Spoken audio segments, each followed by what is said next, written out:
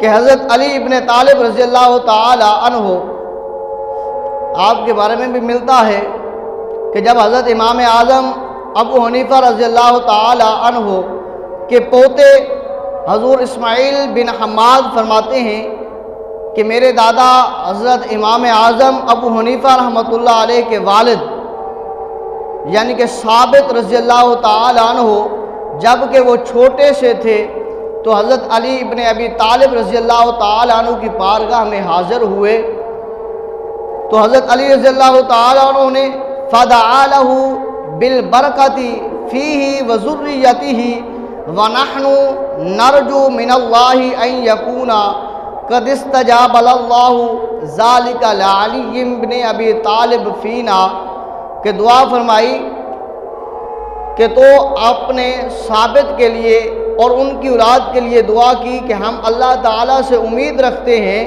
کہ اس نے ہمارے حق میں حضرت مولا علی بن ابی طالب رضی اللہ تعالی عنہ کی دعا کو قبول فرمایا۔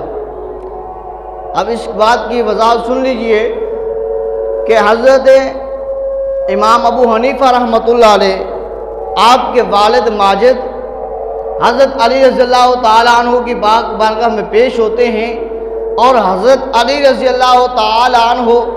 آپ کے لیے دعا کرتے ہیں اللہ اس ثابت کی اولاد میں برکت پیدا فرما۔ تو حضرت ثابت کی اولاد ہیں حضرت امام اعظم ابو حنیفہ رحمۃ اللہ علیہ جو فقہ کے پہلے امام ہیں،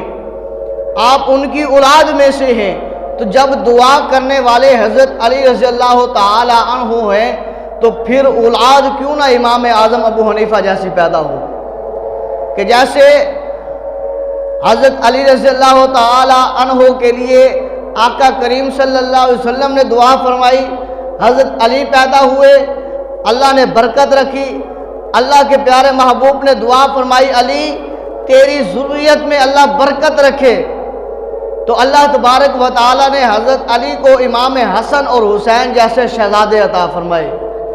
ان کے لیے دعا فرمانے والے امام الانبیاء ہیں اور حضور امام اعظم ابو حنیفہ رحمۃ اللہ علیہ کے لیے دعا فرمانے والے امام الاولیاء ہیں۔ ادھر امام الانبیاء نے ہاتھ اٹھائے، اللہ میرے علی کو برکت عطا فرما، رحمت عطا فرما،